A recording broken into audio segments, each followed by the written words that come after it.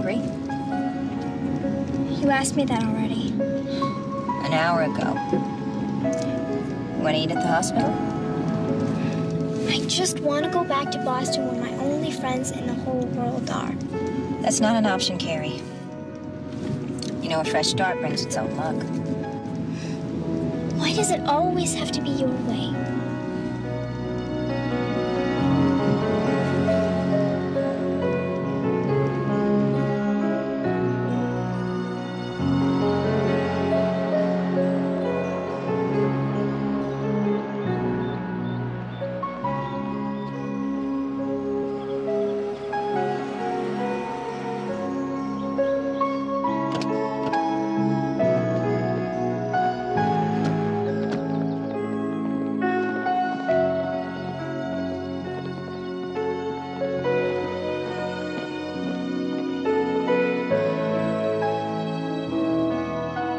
This indicates right here our children's wing with the orthopedic, cranial, psychiatric disease wards, and very important, the daycare center for our working mothers to bring their kids.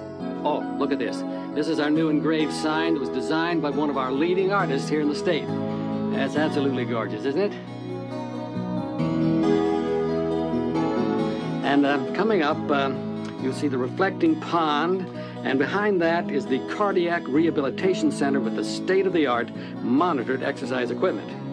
And going on here, we'll find the parking facilities. Parking facilities are very important here. There'll be plenty of parking. And you'll also notice the very lovely grounds. It's just wonderful, but no picnicking allowed out there, I'm afraid. But no picnicking anyway, because in our kitchen is going to be the absolute state-of-the-art in terms of hospital nutrition. No more jokes about bad hospital food, believe me. I think I'll come down and have lunch myself from time to time. And all in all, I'm telling you, I don't think we could have done better. Everyone did wonderful on this whole job, and I think it's really terrific. I guarantee you, this will be one of the finest medical facilities in Eastern Ohio. Do you realize how long we've been waiting for this, Mayor? Well, I had to twist a few arms and call in a whole lot of favors, but our city council came through with the appropriation, and our knight in shining armor, Mr. Paul Stryker, put us over the top.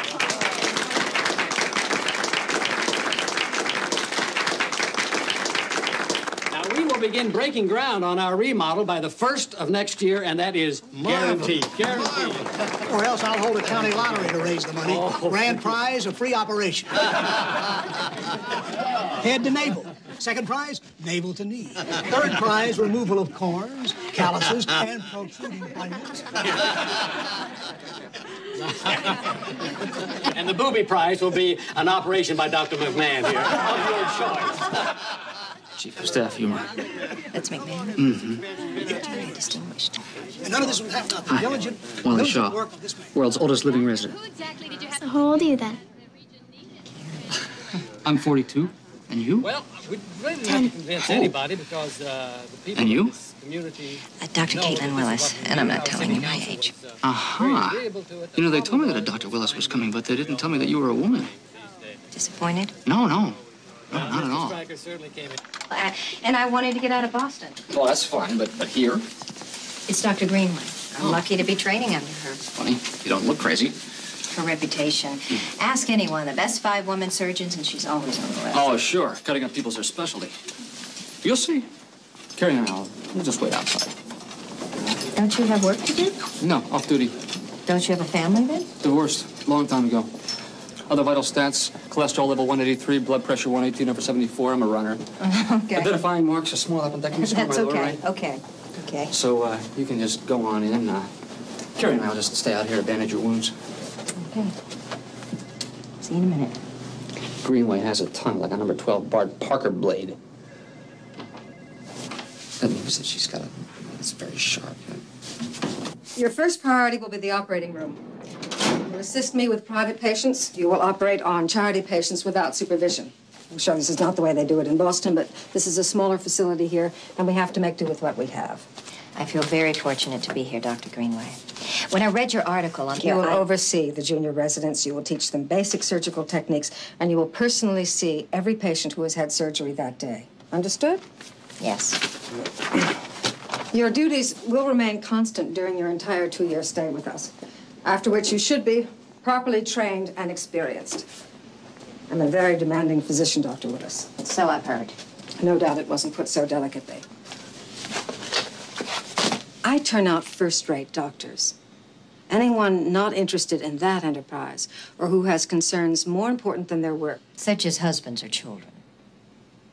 won't have an easy time of it. Do you give this same introductory speech to all your residents, or only the female ones?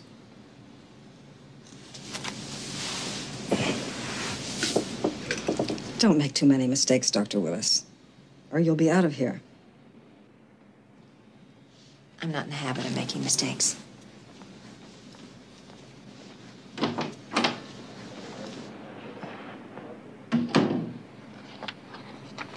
Not a lot of fun, is she? Am I bleeding? Anything requiring stitches? It's not funny. Hey, come on, guys. I'll show you the palace where you'll be staying.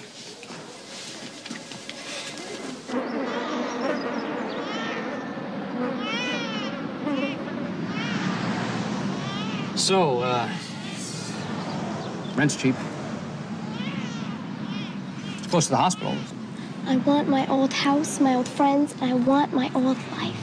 Just hang on with me, Carrie. 2 more years, and I'll be finished with my residency. This one's mine. Yours is over here. Come on. I'll show you. Come on. It is close to the hospital. It's gross. Grossville. I let your housekeeper in. I thought it would be all right. That's fine. I wanted it shiny clean for you.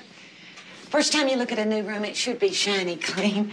It makes the moving easier. Mrs. Kraybeck? Call me Frances.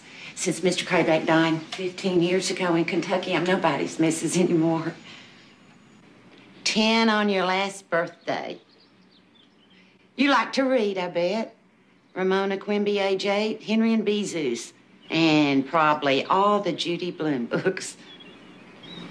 And you hate being here. My mother told you all that in her letters.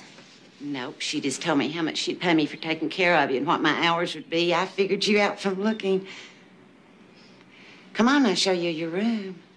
I cleaned it first.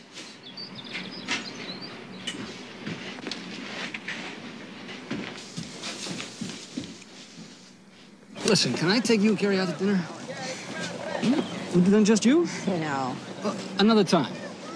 You know, I've been single such a short time, and I seem to have enough on my plate this year. Carrie, a new city, Dr. Greenway to contend with. Well, I'll just try again next year. After you.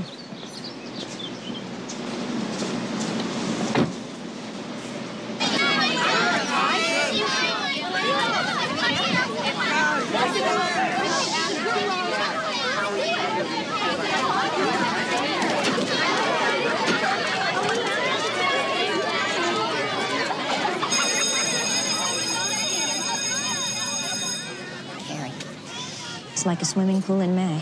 Jump in and it warms up. Come on.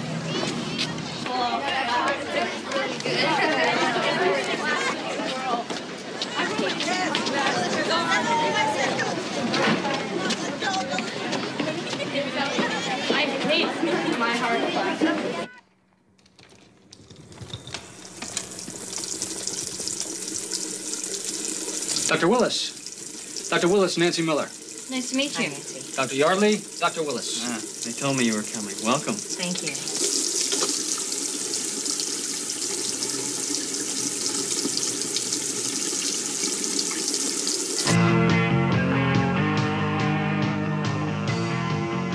You have a book, sorry? Yeah, I got it. I need to wet these patents. How's he doing? Stable and groovy. Can you check if we have some Coros on the table? It's Greenway.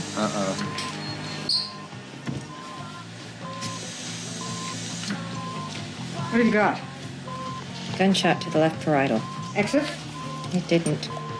What was his condition when they brought him in? His left pupil was dilating. Did you get an X-ray? CT scan.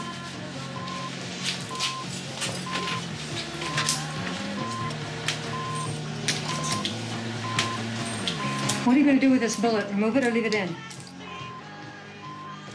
He can die while you make up your mind, Doctor.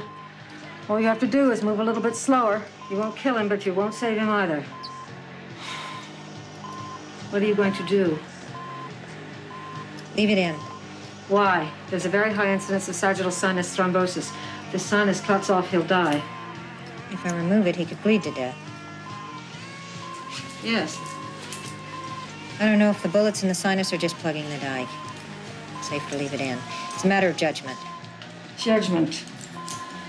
Yes. That's what lives depend on. Let's hope you're right.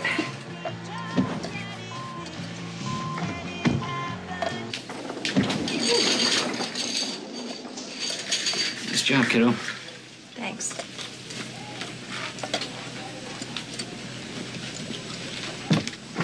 Now that we've seen our post-ops, we're going to be taking a look at our referrals for evaluation. Mr. Harris is scheduled for an MRI this afternoon. He's been experiencing dizziness and slurred speech.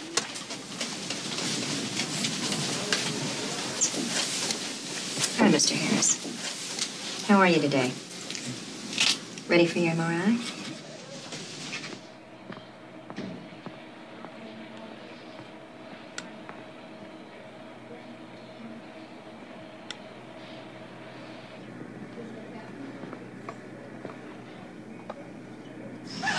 So did you have your dinner? Yeah. And Frances, how are the two of you doing? She's right here. I mean, she's watching TV in the next room. Well, of course she's right there. I'd be mighty upset if she weren't. Carrie, just say good, fair, the jury's still out. No verdict. The jury's locked up for days. Maybe even as long as weeks. Okay, I get it. I'll be home soon. When? Soon? I don't know exactly. But I want to find you in bed when I get there. Okay? Yeah, okay. Good night, sweetheart. Next year, I'll be able to tuck you in almost every night. I'll believe it when I see it. Good night, Carrie. Night.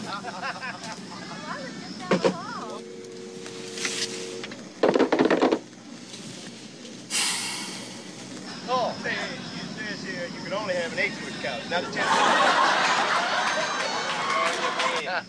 Well, you want to come over for sodas or something? That's great, yeah. What do you think, Mr. Daniel? My mother said I could stay out until she comes home. 9 o'clock on the dot. No stalling, no reading in bed. You didn't talk to her, I did. Tonight I get to stay up. Mr. Craybeck was in the military from the time I met him when we were 18 until the day he died. So that means I was in the military, too. We had to pick up and move the family every year or so. And I had to learn to follow orders the same way he did. Is there a point to this story? The point, Miss Wills, is that your mother gave me my orders. The child goes to bed at 9 o'clock, not 9:15, not 9:30. And I never heard even a whisper about the child staying up to all hours. I take my orders from the top. Got it?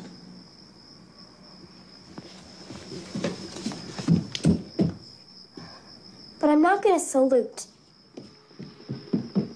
I think it's, So how's your patient? He'll live.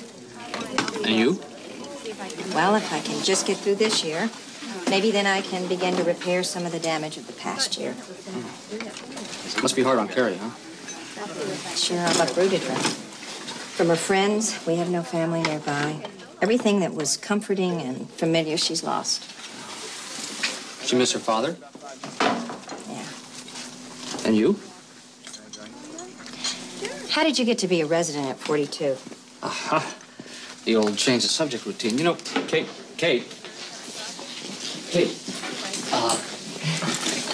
You know, you can just tell me that you don't want me to talk about your former husband. Did you always eat this much? If the food's better, I eat more. Where do you put it? You're a 42-year-old resident. What, because you started med school late? Nope. This is my 4th residency.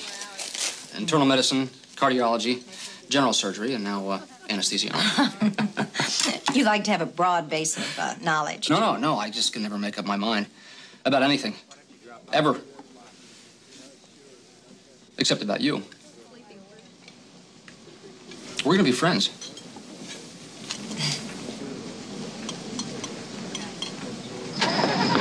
2 weeks vacation coming in September. Oh, I'm sorry. My fault. Oh, no, My fault. it's all mine. I'm sorry. Okay. We won't argue about it. But it's still mine. Okay, you win. Good night. Night.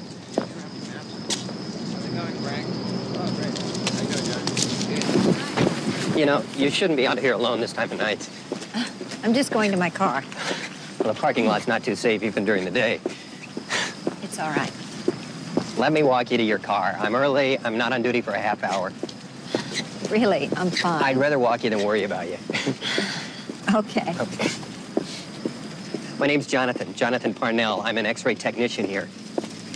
Nice to meet you, Jonathan. You a nurse? Doctor. I'm sorry. It's okay. It's a common mistake. Which car's yours? That one down there. You don't have to walk me all the way. It's my pleasure. So you've been here long? This is my first week. Well,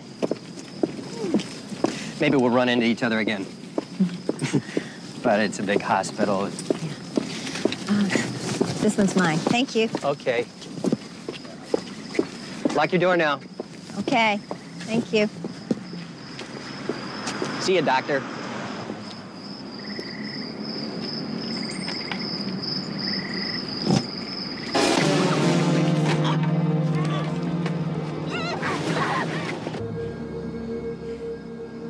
Gotcha.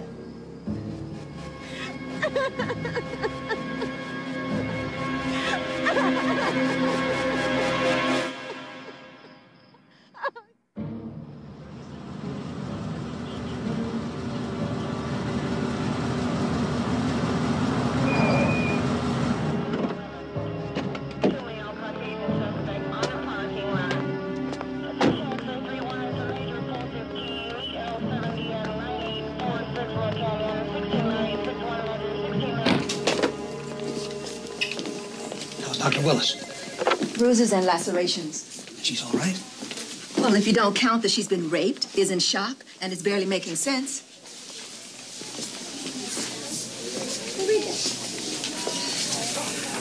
I'm very sorry, Dr. Willis. We're all sorry. I was going home, and this man offered to walk me to my car. He said that, well, it was late, and he said it was dangerous for a woman to be out alone so late. He wore a hospital jacket, and he said he was an X-ray technician here, and I believed him.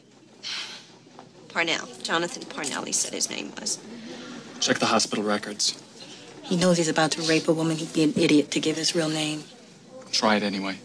Personnel, second floor. They'll have it. They'll find him. And then we'll put all this behind us. You take all the time you need at home with your family.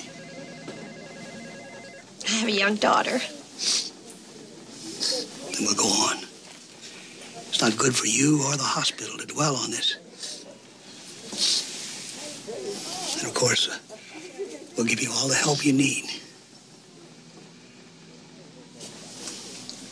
We'll give you all the help you need.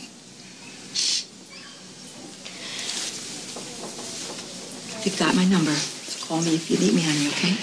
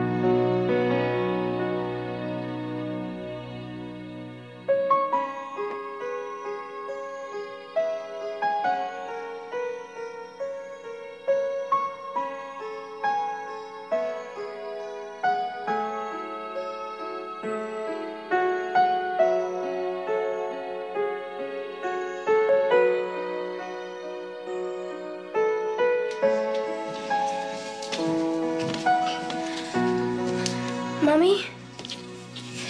You got home so late. Very. Can I have cereal?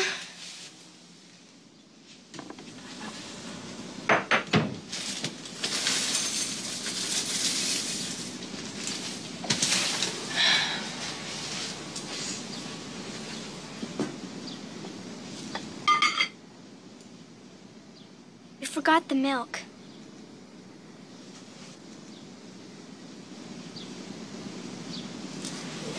What happened? I'm all right now, Carrie. Who did that to your face? A man A that patient at the hospital? As I was leaving the hospital, a man I didn't know offered to walk me to my car. He said that it was too dark and dangerous to be out alone. He said that he was an x-ray technician there. So I let him.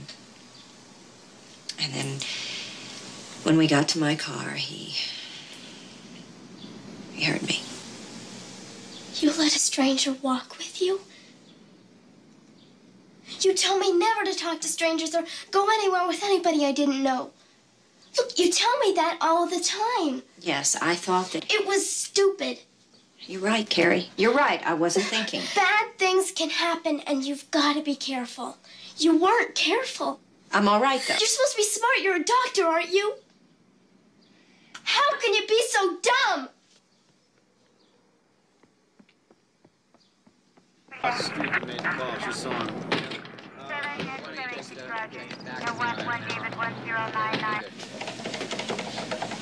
This look like his hairline?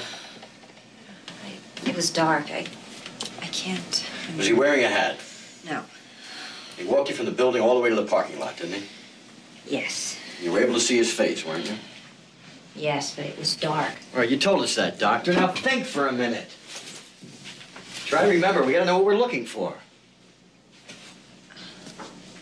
I don't know about his hairline. I really don't know. Okay, what about the color of his hair? How's that?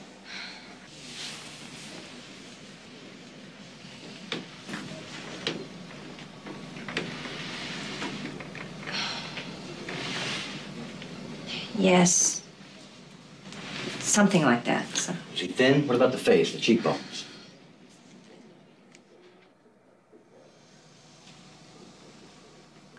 He had a fairly thin face. The eyes. Far apart, close set? Wide set. Wide set. Something like this?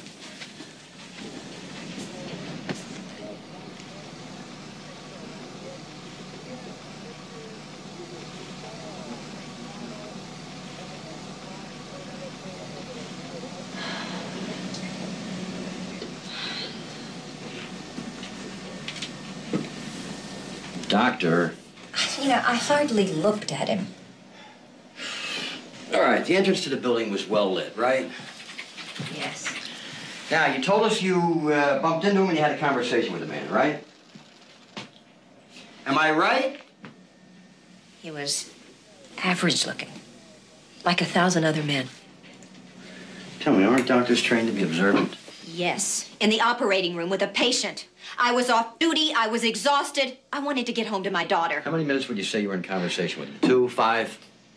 At least 2. Do you realize how long 2 minutes can be, Doctor? And you're telling me you don't remember anything about his face? If I knew he was going to rape me, I would have looked closer. Well, maybe you don't want to remember his face. Maybe you're sorry you reported it at all. He had a knife. A man I never met before slugged me across the face, pulled a knife on me, and raped me. As God is my witness, if I could have pulled that knife away from him, I would have killed him.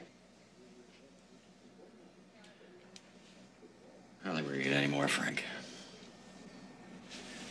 Think about it, Doctor. If you can remember anything, call me, okay?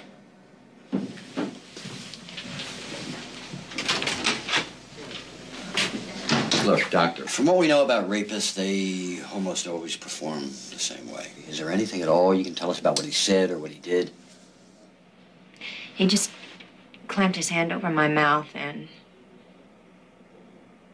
hit me. I fought back, and, then he got on top of me and said, "Gotcha." And then he raped me. Right before he raped you?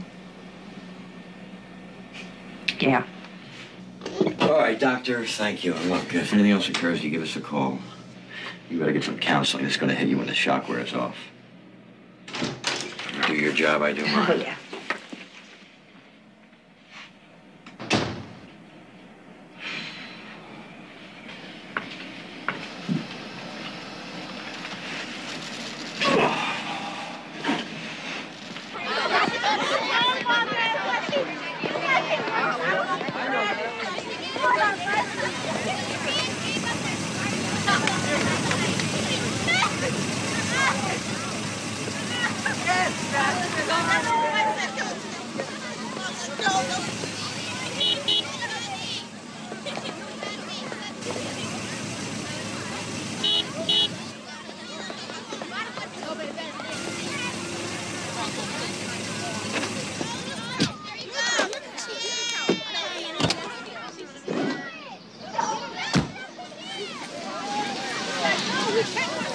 Gary, didn't you hear me?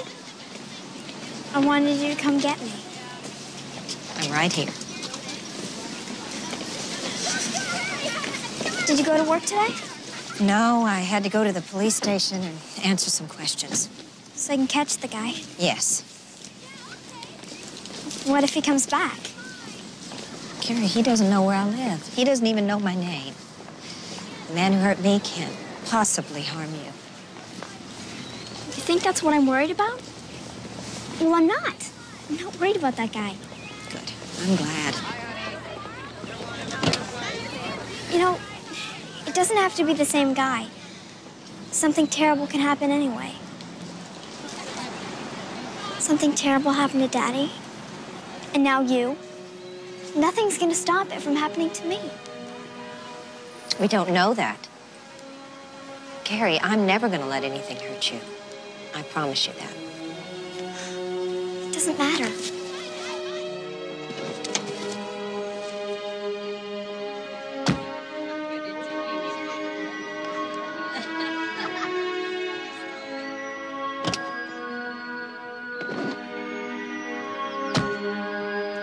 How do you comfort a child who believes the world is made up of catastrophes? When she sees you're all right, she'll get past it. One night about 6 months ago, I called my husband from the hospital. Told him I'd be late again.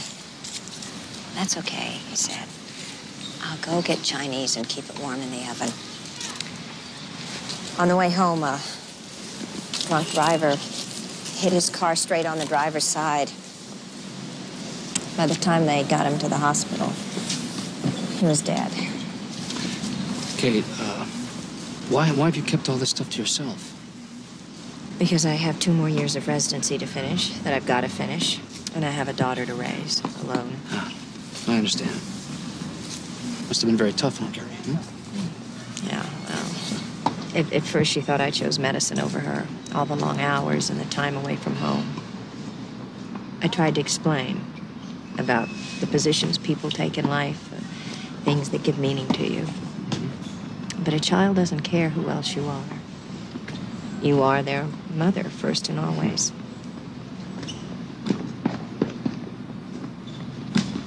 Just when we were beginning to see the light at the end of the tunnel, the accident happened. Been through a hell of a lot, Kate. Yeah, I will not fall apart. I will not. Yes, you will. Is that a prediction? Unless you allow yourself to be human. I can't. There's too much pain. I just can't.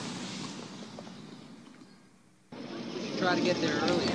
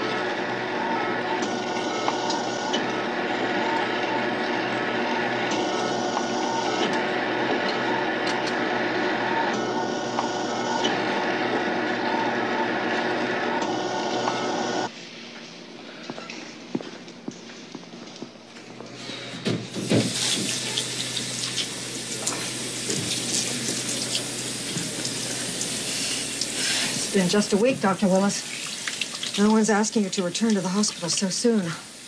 I'm all right. I can work. Well, I know you think that today, but what about next week or the week after? Don't second-guess me, Dr. Green. It's my decision to make.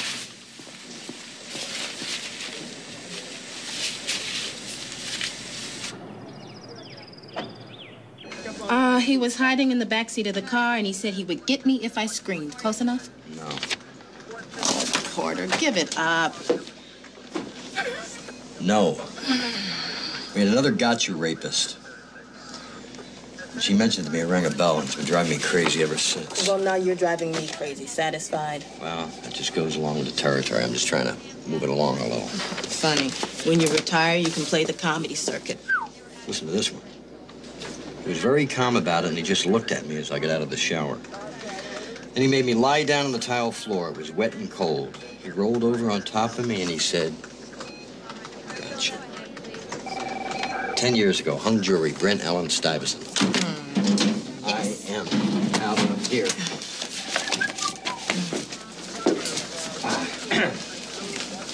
Thank you.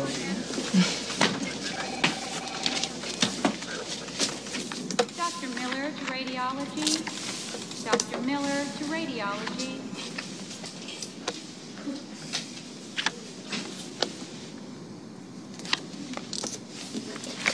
That's him. That's the man who raped you? Yes, he looks younger, but I'm positive it's him. Okay. You'll arrest him? Well, as soon as we find him. I want him in jail today.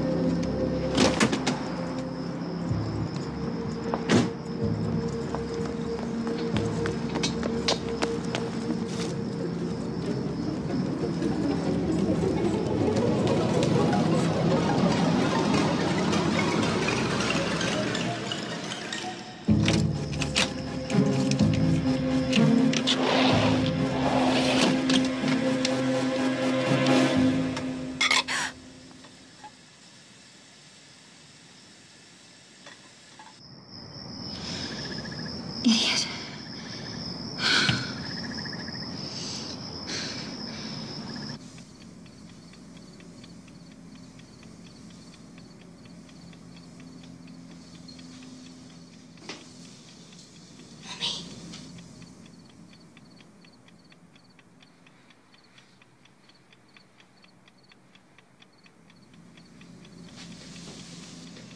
Mommy?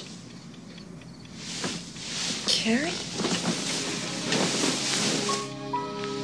What's the matter? I had a bad dream. Want to climb in with me?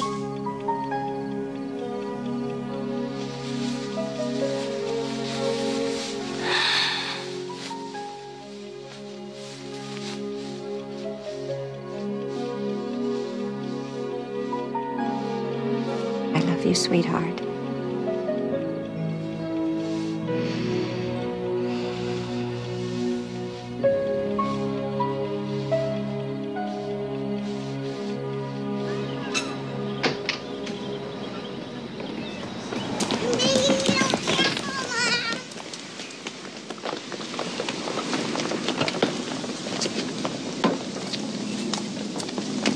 Okay.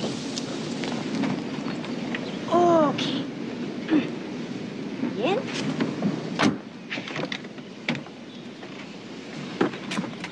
Okay. Seatbelts, everybody?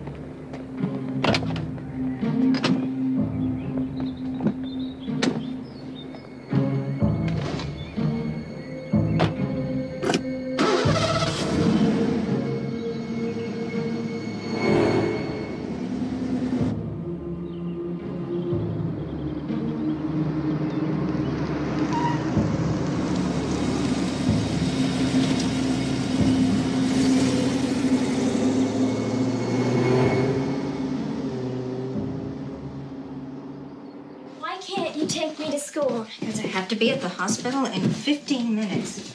Francis will walk you. What about after school? Honey, I'll be waiting right on the steps for you. That bell rings, you come out, you run right into me. Will you be home for dinner? Tomorrow night, not tonight. I can do it myself. I'm very self-sufficient. Okay, Miss Self-Sufficient. You lead, I'll follow. School awaits. Thank you, Francis. Here you go.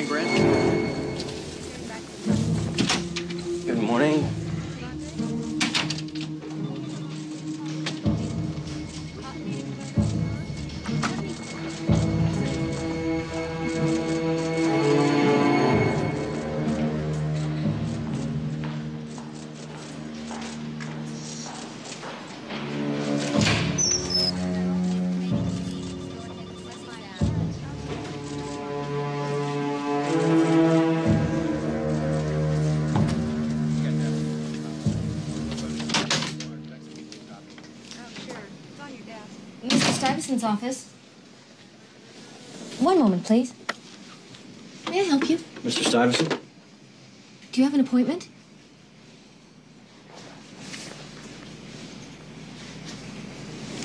One moment, I'll tell him you're here.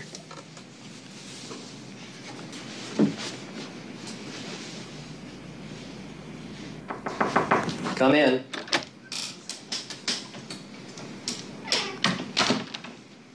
There's a Detective Porter wanting to see you. For me? That's what he said. Okay, well, tell him I'm on the phone. I'll be with him in a minute.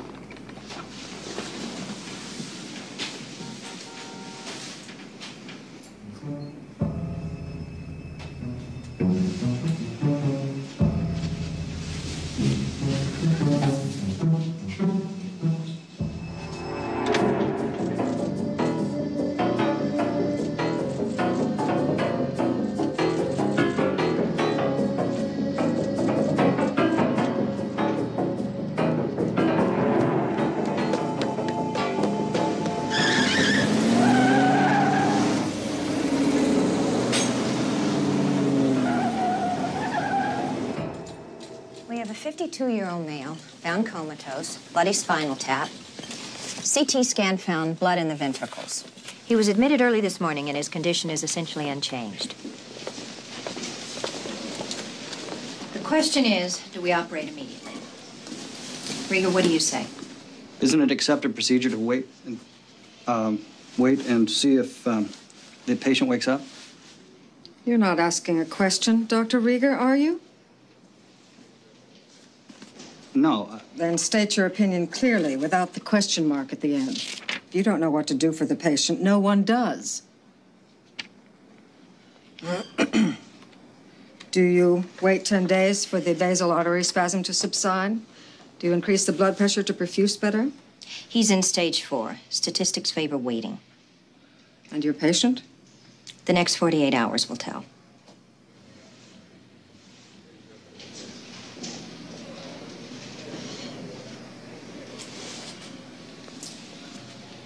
It's a judgment call informed by knowledge. Learn your facts, doctors.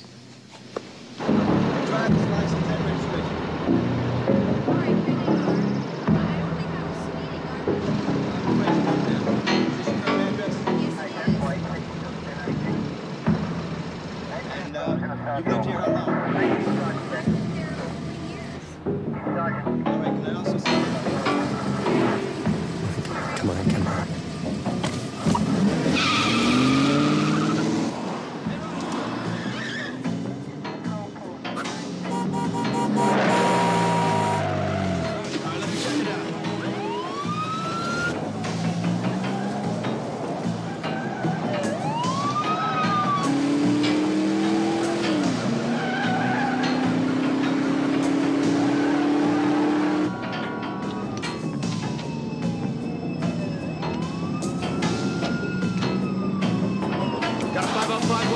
680, request assistance.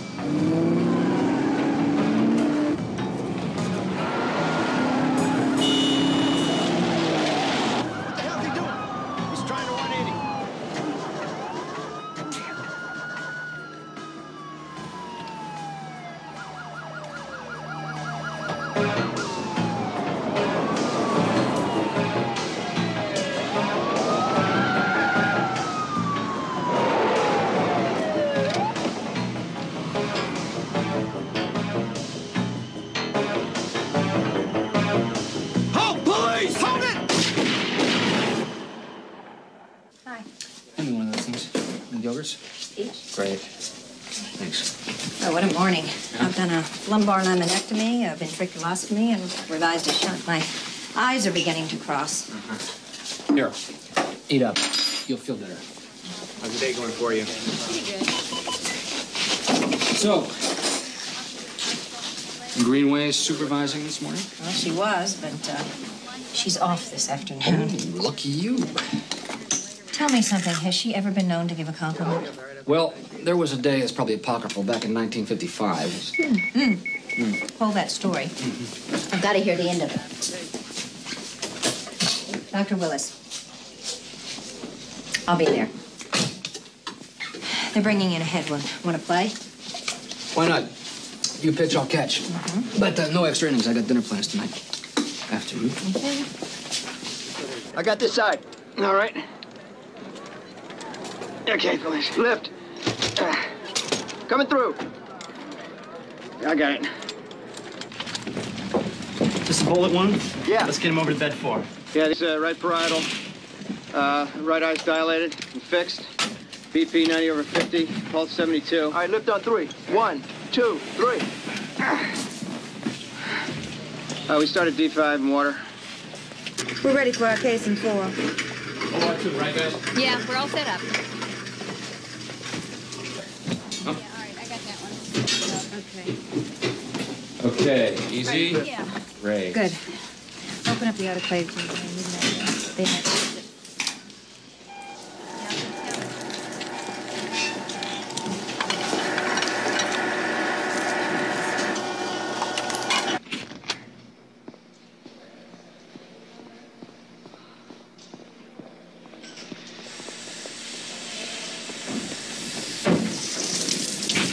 Where's the bullet? Right parietal lobe.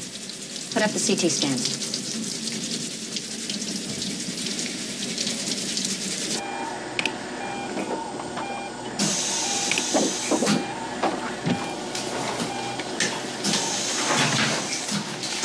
What are you giving him? Dazzlam, Vital signs? 70/30, pulse 123. Going for a dopamine drip. Yep, but we'll try everything. Right.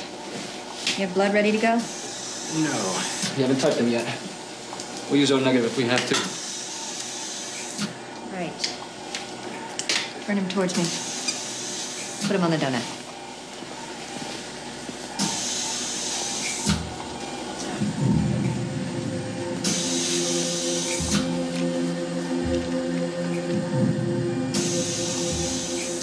My God. What is it, Kate? Okay, come on, let's move.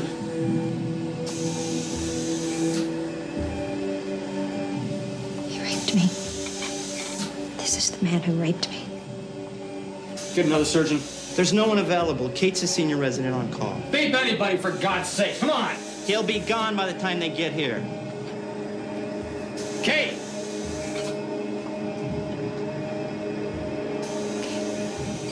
Let's do it. Wrap him.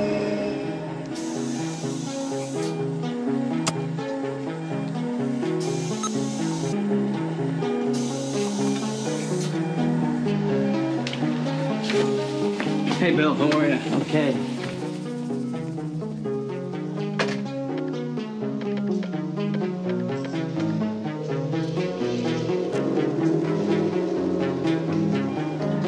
Got some hypoxia here, Kate. I don't know why he's not getting enough oxygen.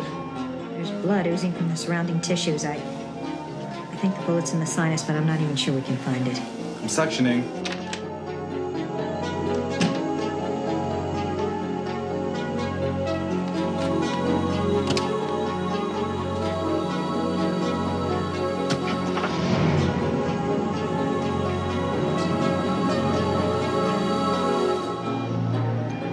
I see the bullet. There's so much blood.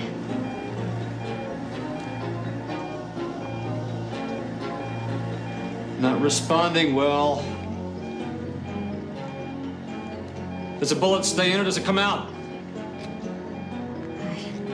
Kate. Is it in or out, damn it? Let's get it out.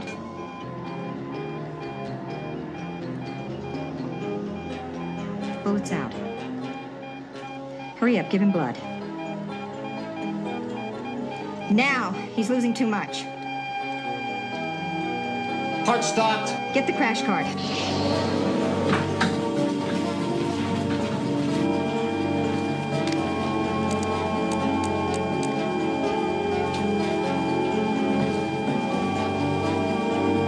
He's not responding.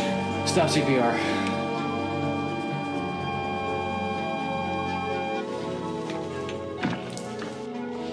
He's gone.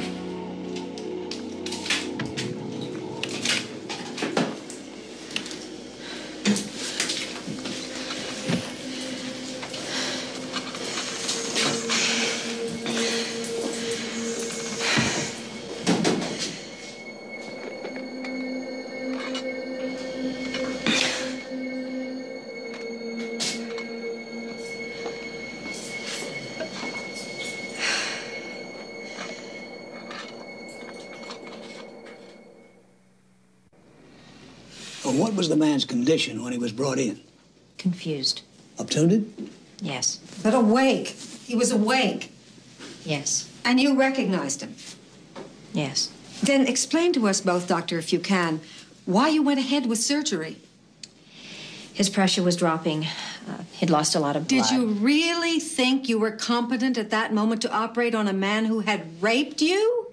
I was the only surgeon immediately available. It was your afternoon off, Dr. Greenway. Tell me, Dr. Willis, why did you elect to remove the bullet? It was my judgment to do so. Explain your reasons. We were lucky to find the bullet. It had lodged in the sinus. It was my opinion it should come out. Obviously, you were wrong. Well, maybe hindsight gives you 20/20 vision, Dr. Greenway, but at the time, I made the right choice. Why don't you have a seat, Dr. Greenway? We're not adversaries here. Given the amount of bleeding, you must have known there was substantial risk in removing the bullet. I believe there was greater risk in leaving it in. It was accessible. But embedded. Deeply embedded. Yes. And the risk of tearing the sinus? I considered it. Dr. Willis, the man bled to death. He did not. The man's heart stopped. He died of cardiac arrest. If a patient is bleeding from the head, the low blood pressure affects the other vital structures. I know that. If you cannot give him blood and get his pressure up, then you do something else, which may not be as good for the patient in the long run, but which might allow him to survive now. I did everything I could. You were in no emotional condition to operate on that man. I did everything humanly possible given the circumstances. Well, it wasn't good enough.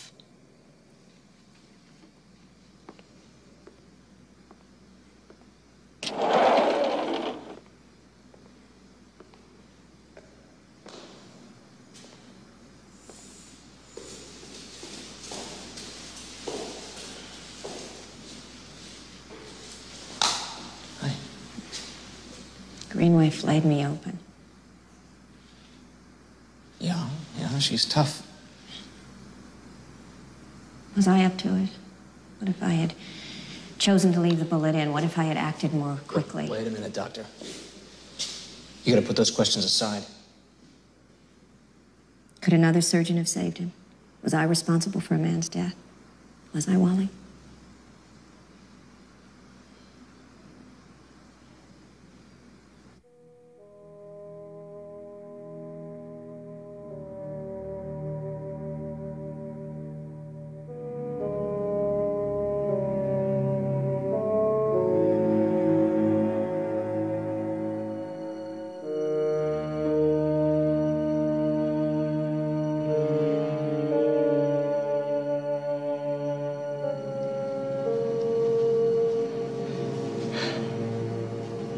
Mommy. Oh, Carrie. I'm sorry. No, it's okay. Never mind. Never mind. I'm sorry. I don't want any more pain. Mommy, don't cry.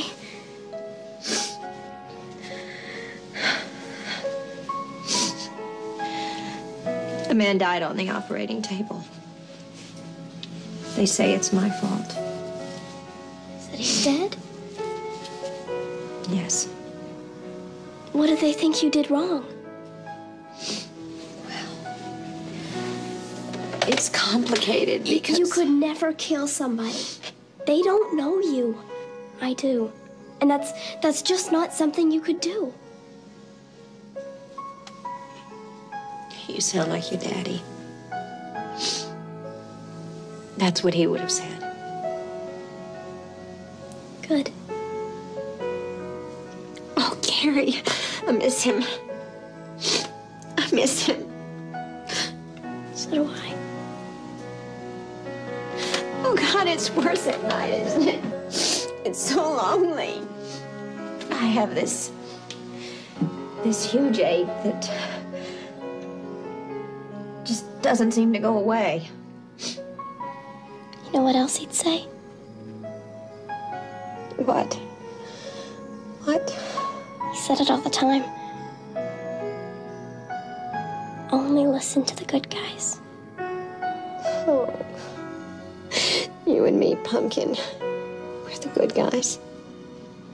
So only listen to me. Oh. Okay. I love you.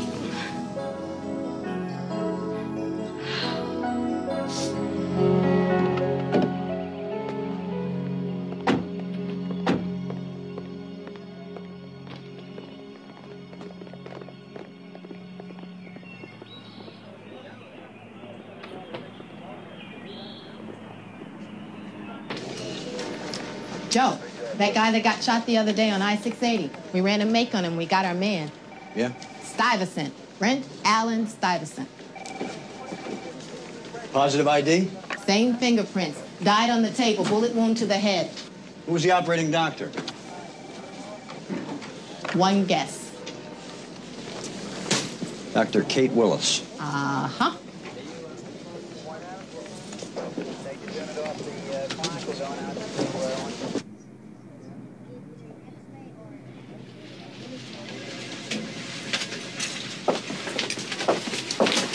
Mrs. Gould has been diagnosed as a cervical radiculopathy. Morning, Mrs. Gould. Is it?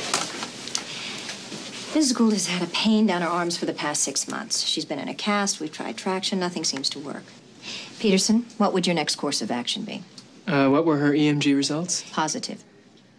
Then I guess I'd operate. I concur. Mrs. Gould is scheduled for surgery first thing tomorrow morning. No. Well, there's nothing to worry about. No. Why don't you want the surgery? It'll help relieve your pain. I didn't say I didn't want the surgery. Then what? I don't want you to do it, Dr. Willis. I'm not having you operate on me. Why is that, Mrs. Gould? I have my reasons. I want another surgeon, or I go to another hospital.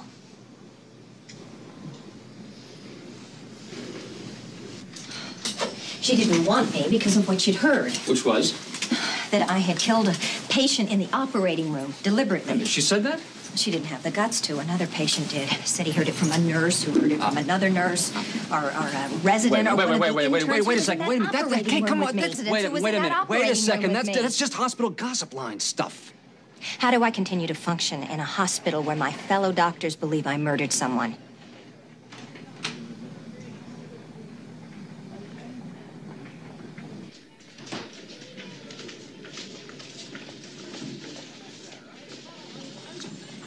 Situation's unusual, of course. Obvious would be a better word. I mean, it couldn't be more obvious if someone had given the woman a knife and told her to do what she wanted. Why she falsely accused Brent of raping her, I will never know. He's not capable of doing anything like that. I mean, she must be crazy. and then my husband mysteriously dies under her hands? I want this woman arrested for murder. Mrs. Stuyvesant, your husband was arrested for rape 10 years ago. And convicted? Hung jury, case dismissed. Then it's accusation, nothing more. We're talking about murder here, Mr. O'Donnell. My husband's murder. Now, I'm starting with you because I hear you do your job extremely well. But believe me, if you falter, I know exactly where to go and whom to speak with. Detective Porter will ask a few questions, see what he can come up with. How long will this take? When we know something, you'll know. Thank you.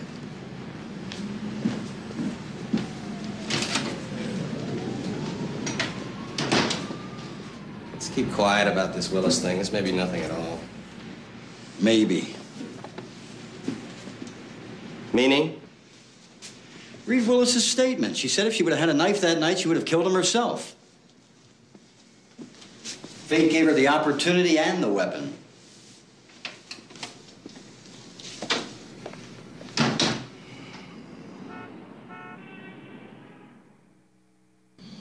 He died of cardiac arrest. Caused by? Shock, probably. Well, effects of the wound, excessive bleeding, lots of things. Could he have died from something the surgeon did? No. There's no indication of that. Okay, thanks. But a surgeon doesn't necessarily have to do something to a patient to kill him. Sometimes it's what he didn't do. Like what? Well, like waiting too long, hesitating. Now, it wouldn't show up on the pathologist's report. There'll never be any evidence of it. But if he hesitates, even for a fraction of a second, he may kill the patient. But not deliberately. Who's to say what's deliberate? Man is fallible, Mr. Porter. Fallible in his skills, fallible in his motives. Okay, thank you. Good afternoon, Dr. Willis. You got a minute? Not really. I have to pick up my daughter from school. Mind if I walk you to your car? That's how I got into trouble the last time. Look, I'll level with you. This morning I took this thing.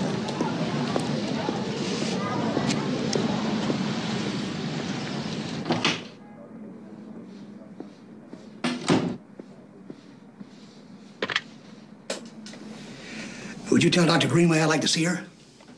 Immediately. Have you ever performed an operation exactly like this before? Why all these questions? Just routine. For a cop, you're a bad liar, Mr. Porter. All right. Look, we have a very difficult situation here. You think I wanted him dead? Maybe. Oh, no. No, I wanted him to stand trial. I wanted him to be punished. I wanted him to understand what he did to me.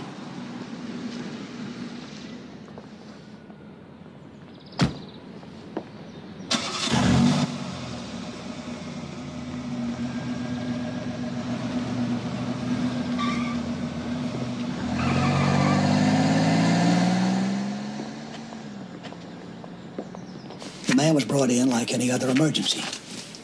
He was operated on just like any other emergency. How can you know that? You weren't in surgery either. That's the report I'm submitting to the medical board, and it ought to put the matter to rest. A little premature, don't you think? Carol, I want to put an end to it. For everybody's sake. Detective Porter's been asking questions. Carol, how long have we been here? And how long we waited to rebuild this hospital? Since the day we started. The slightest hint of a scandal, a wrongful death suit, and Paul Stryker's going to snatch up his money and go home. So you're asking me to consider the greater good and forget the smaller truth? The truth is as I wrote it. Perhaps. But there has got to be an investigation within the hospital. Somebody has got to speak to every physician and every nurse who was in that operating room. And if you won't do it, I will.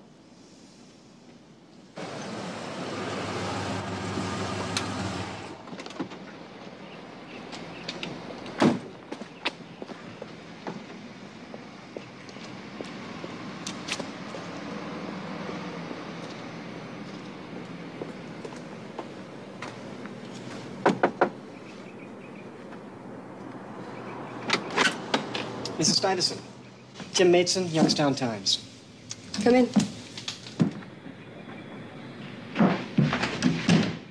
For how long? Pardon? How long have you worked there? You don't seem very old.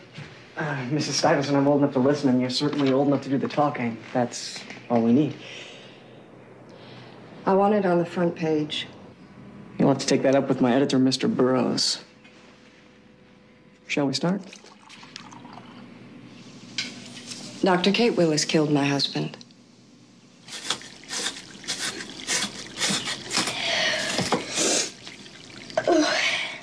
Let me do that, then. You're filling up a bucket with those tears.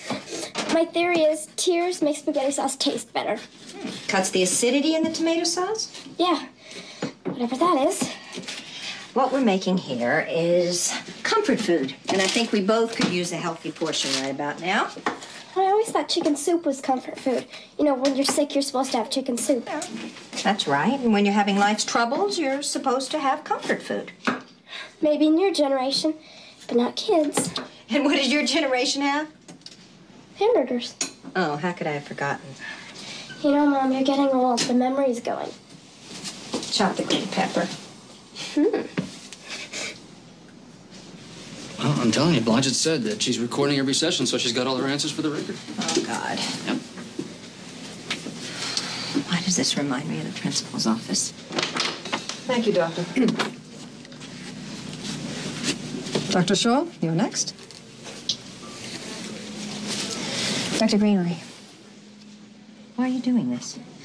Dr. McMahon said that his report to the medical board found no culpability. That was his conclusion. I have yet to make mine.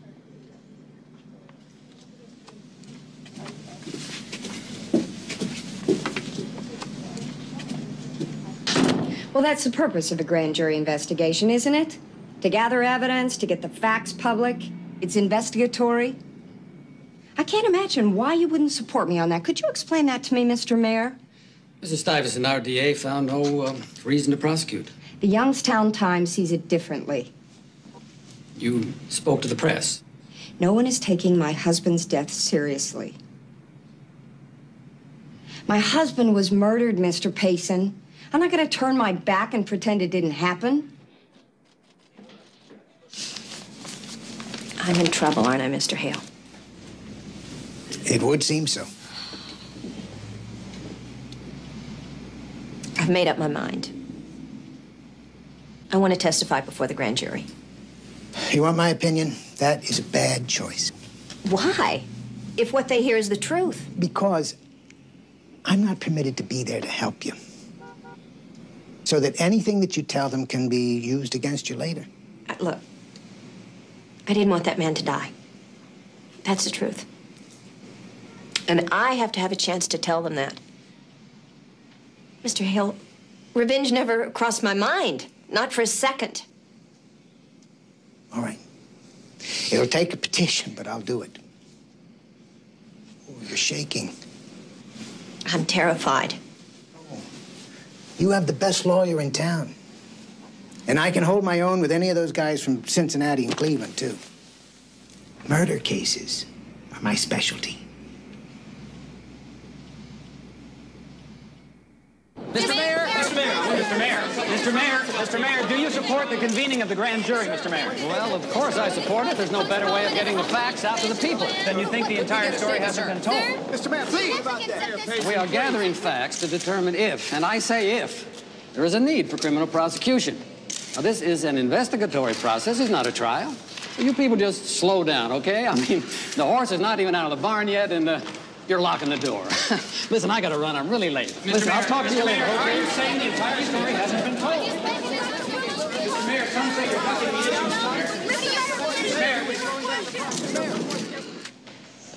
Mr. Mayor. Detective Porter, you were assigned to the case of rape involving Dr. Kate Willis. Yes. When did you first meet Dr. Willis? When she came to my office to try to give us a composite of her assailant. I had a police artist with me.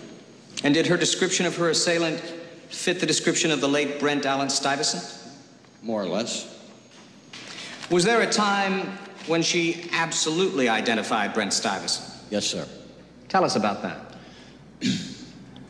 I brought her pictures of several men previously arrested for rape and asked her if her assailant was among them.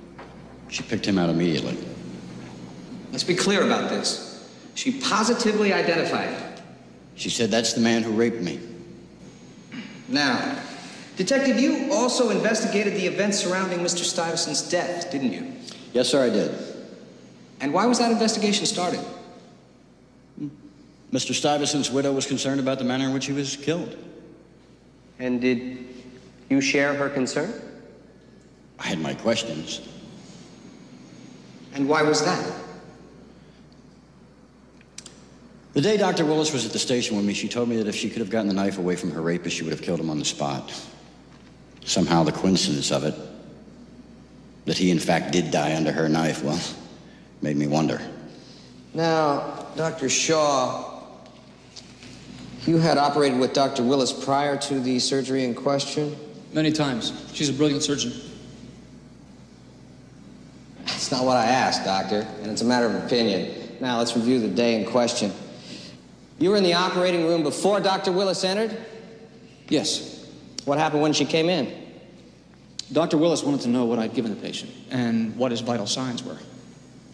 Was he awake? Barely, but his blood pressure was down and it was dropping. As I understand it, then, it was imperative that surgery begin as quickly as possible. Yes. Tell us what happened next. Well, Dr. Willis asked one of the residents to secure the patient's head, and then she took a look at him. What did she say?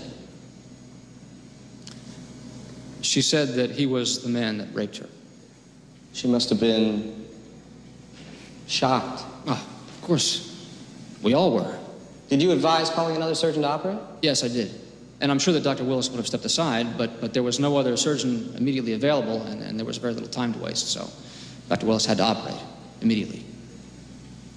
Haven't you skipped something? No. It was my understanding that Dr. Willis hesitated. Well, for a moment, it was just mere seconds. Time was negligible. You said, Kate, let's move. Do you remember saying that? No. Residents, the intern, the nurses, they all testified under oath that Dr. Willis seemed to hesitate, and you said, Kate, let's move. I don't remember that. Dr. Shaw, are you close friends with Dr. Willis? Yes. Romantically involved? No. Is your friendship clouding your memory? No, it is not. So, Doctor, do you remember any other operation performed by Dr. Willis where she was warned that any delay might kill a patient? No. You're under oath, Doctor. I don't remember any such time. You don't recall a time when Dr. Greenway came into the operating room while Dr. Willis was operating and asked her to determine the procedure she was going to use on a patient who, like Brent Stuyvesant, had been admitted with a bullet wound to the head? Yes, Dr. Greenway. That's Do you remember what Dr. Greenway said to Dr. Willis? Dr. Greenway... Let me refresh your memory. According to testimony given by others in the OR that day, Dr. Greenway said to Dr. Willis, "He can die while you're making up your mind, Doctor. All you have to do is move a little slower. You won't kill him, but you won't save him either." Do you remember her saying that? You're taking a comment completely out of context. That'll be all, Dr. Shaw. You may step down.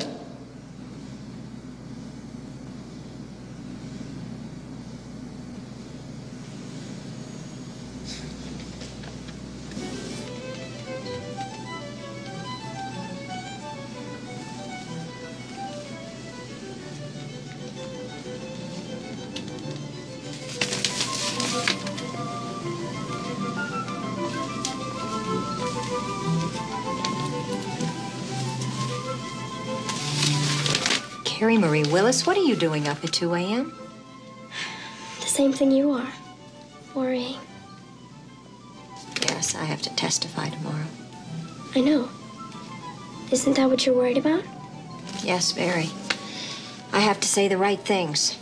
I want to be there. Oh, sweetheart, you have school. I don't want you to... I want to give you moral support. Moral? You want to give me moral support? I'm old enough.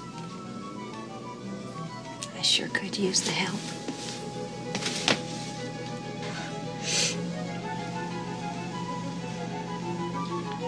Dr. Shaw had given the patient Lasix and Aramine because he didn't have a dopamine drip. I wanted to give him blood, but there wasn't time to do a cross-match. All this took place before you recognized him. Yes. And then? I asked the junior resident to put the patient on a headrest, and he turned his head toward me. And you recognized Mr. Stuyvesant? Yes. As the man you say raped you? Yes. There was no doubt in your mind? None. Now, Dr. Willis, did you at one time tell Detective Porter that if you could have wrestled the knife away from your rapist, you would have killed him? Dr. Willis? Do you recall saying that to Detective Porter? Yes. Wasn't that your first instinct? No. Well, what happened to your thirst for revenge? Huh? Did it simply evaporate? He was a critically wounded patient. His blood pressure was dropping. I knew that You're telling us you treated him just like any other patient? Yes. Dr. Willis, didn't Dr. Shaw have to prod you to move more quickly? Just for the moment. Do you remember a time when Dr. Greenway told you that if you didn't want to save a patient, all you had to do was move a little slower? In another situation, yes. Thank you, Dr. Willis. That about covers it. Don't you know that I've replayed that night over and over in my mind? Every detail, every move I made, every second that went by until I knew for certain that I did my best. We're done here, Dr. Willis. I used every surgical skill I had. I tried to save that man. I wanted him to live. Step down, Dr. Willis. Your time here is finished.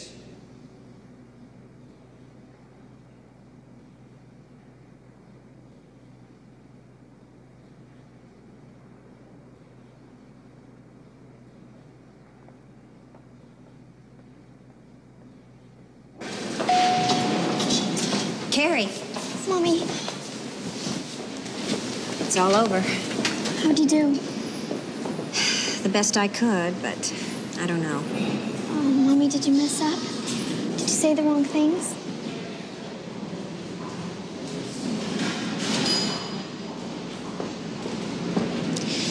Francis, would you take Harry to the car? I'll be there in just a minute. You go on, sweetheart. I'll be there in a minute. Take care. Dr. Greenway, what are you going to say in there? My testimony is private and privileged information. You haven't liked me from the first day we met, have you? Your likability has nothing to do with this case. I did everything in my power to save that man. I've searched my heart, and I know that's true. But you won't listen. You're going to walk in there and destroy my life.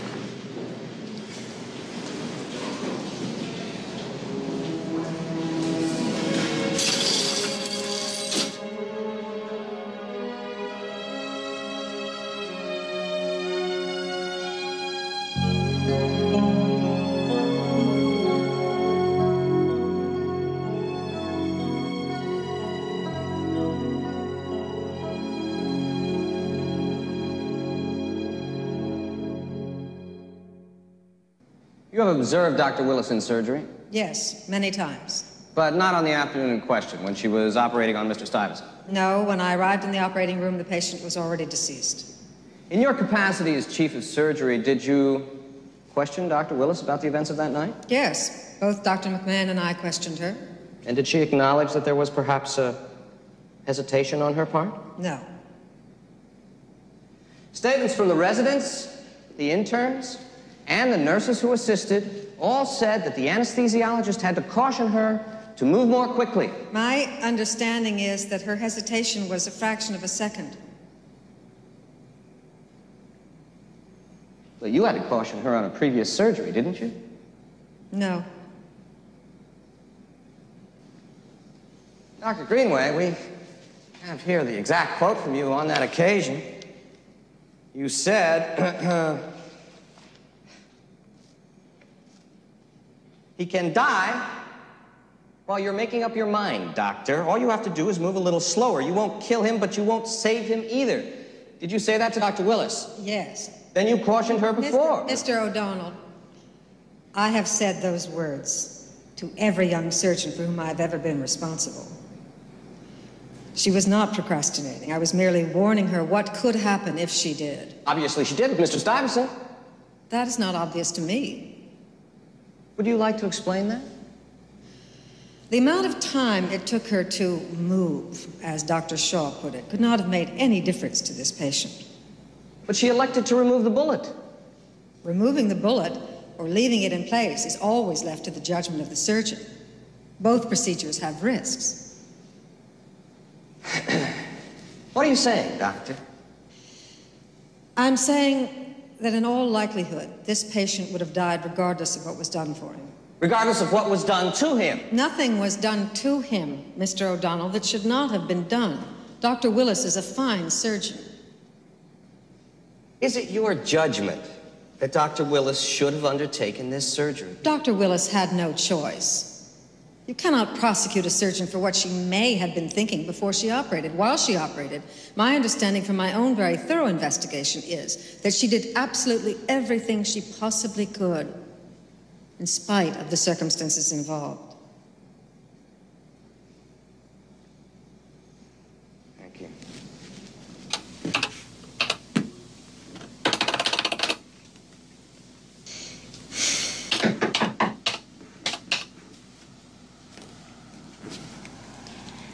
I came to apologize for my tirade. Not necessary, Doctor. Well, then, good night, Dr. Greenway. Don't let anyone shake your faith in your abilities. You're a talented doctor. Good night.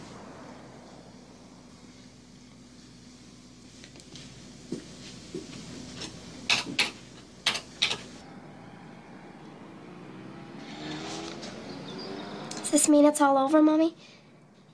It means there won't be another trial, but I'm gonna need your help, Carrie. It's more of that mortal support you're so good at.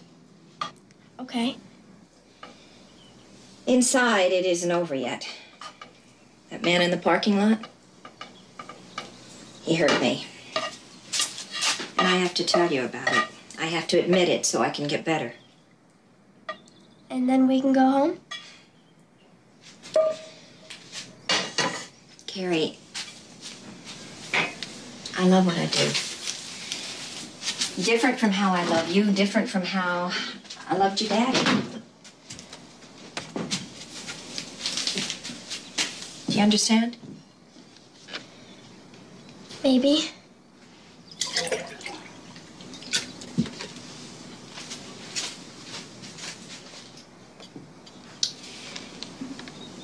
It's the part of me that was there when I was your age.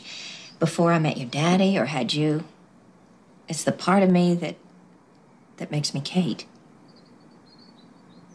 You know how you feel when you draw a beautiful picture or you work very hard on your science project and you finally finish it?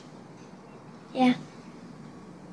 Well, that's the part of me that loves being a doctor. I want to be proud of myself, just the way I'm so very proud of you. Then we can't go home, right? Not until I finish my 2 years. But then we can go home. Okay. Okay.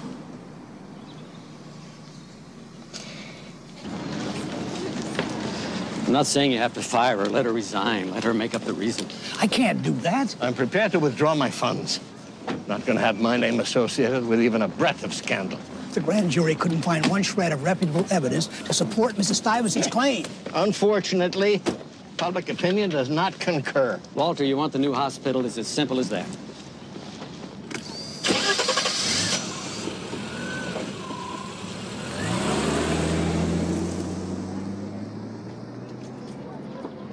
Mr. Fernandez was admitted to the hospital complaining of dizziness and weakness to his right side.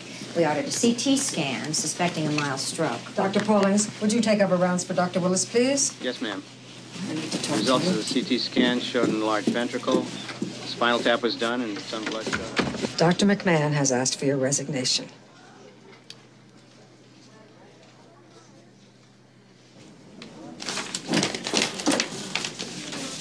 Dr. Willis's letter of resignation?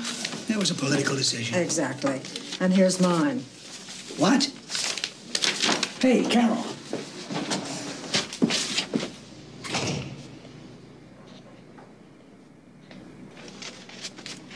We're all resigning.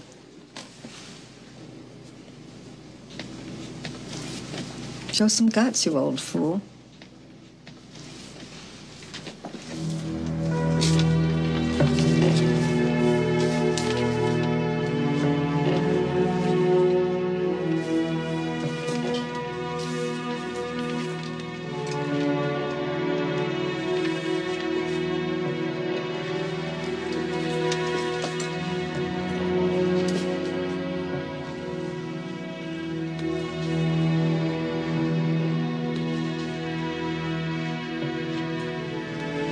I got a phone call to make. Get back to work, all of you.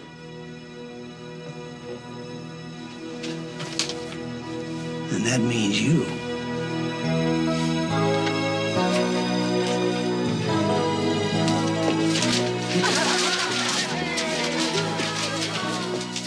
Back to work, Doctor. More beautiful words were never spoken. Let's go.